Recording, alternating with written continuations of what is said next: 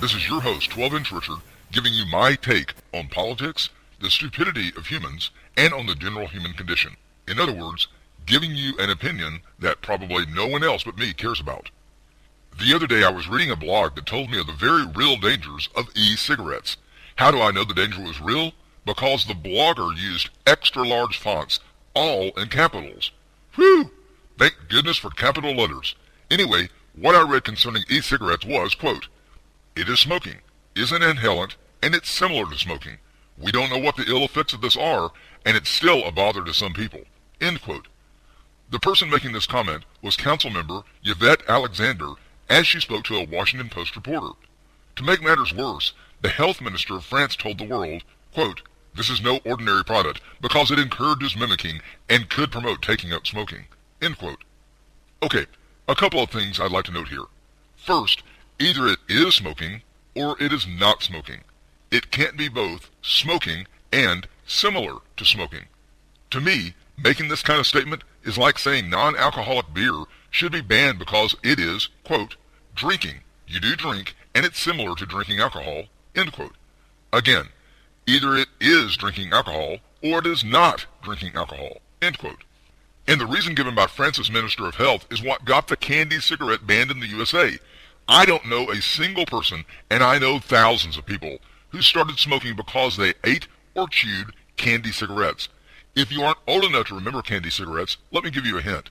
Candy cigarettes taste good, and they do not cause you to go into convulsions and nearly throw up your lungs when you taste your first one, unlike real cigarettes. Also, curiously, I have not been able to find anywhere that France's Minister of Health warns people that, quote, "sexual intercourse encourages mimicking the making of babies and could promote pregnancy," end quote. One would wonder why he's not screaming this from the rooftops, because out of the 26 countries listed, France is number 5 for having out-of-wedlock teenage pregnancies. Somebody needs to get the message to them. For that matter, I have not been able to find Yvette Alexander telling people not to allow their children to play with toy forks, spoons, and knives because they can lead to obesity.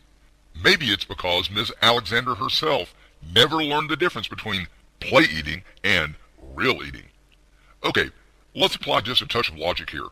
If e-cigarettes were as harmful as real cigarettes, we'd expect there to be damage to cells from secondhand smoke or vapor, wouldn't we? Well, there is a study by the National Institutes of Health that is titled, quote, "Cytotoxicity Evaluation of Electronic Cigarette Vapor Extract on Cultured Mammalian Fibroblast Comparison with Tobacco Cigarette Smoke Extract," end quote. In plain English, what this means is that scientists evaluated the toxicity of cells caused by the consumption of e-cigarettes. The researchers found that only one e-cigarette was harmful to those breathing it, not secondhand breathing it, but breathing it themselves, and even then a normal cigarette was 795% more harmful than the fumes from a regular cigarette. 795%!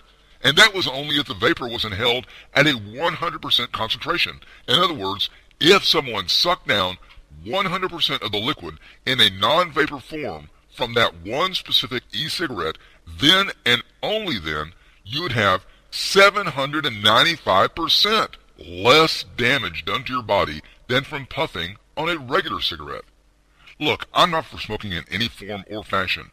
Personally, I think it's stupid to put something in your body that isn't natural, but if I applied the same criteria to myself, I would have to classify myself as a full-blown moronic idiot because I drink decaf coffee, I eat ice cream, I love a burger now and again, and heaven forbid, I actually go swimming in a pool of water that uses chlorine to defend against bacteria.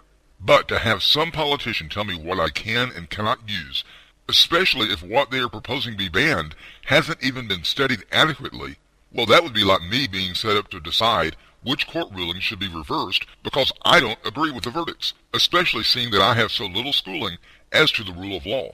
Now, for those of you who worry about the safety of e-cigarettes as it concerns youngsters, allow me to comment on the single case of a child who died because they ingested, that is, drank, the e-liquid that is used to produce vapor that comes from e-cigarettes. While the death of anyone, child or not, is terrible, let's face it, There are a number of toxic substances or things that people are supposed to know to keep out of the reach of children. These include cosmetics and personal care products, cleaning substances, pain medicine or fever reducers, coins, thermometers, plants, diaper care ointments, acne preparations, antiseptics, cough and cold preparations, pesticides, vitamins, gastrointestinal preparations, antimicrobials, arts, crafts, and office supplies, antihistamines, hormones and hormone antagonists such as diabetes medications and contraceptives, hydrocarbons such as lamp oil, kerosene, gasoline, and lighter fluid, and toothpaste. That's right, toothpaste. The fact is that according to the American Association of Poison Control Centers, in 2012, nearly 4,000 children suffered from fluoride poisoning coming directly from toothpaste. But do we hear about that at all? No. Instead, we get headlines such as, quote, Poison Control Center sees number of children poisoned by e-cigarettes skyrocket, end quote.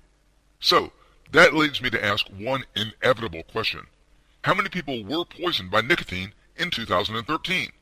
Are you ready? 24. No, you did not hear me wrong. I did not say 240, 2,400, or 24,000. I said 24. But out of these, 13 were children. Holy crap! I guess if I've learned one thing from all this data, it is this. Don't smoke your toothpaste. And for God's sake, don't let your children eat contraceptives and then wash them down with a glass of lighter fluid.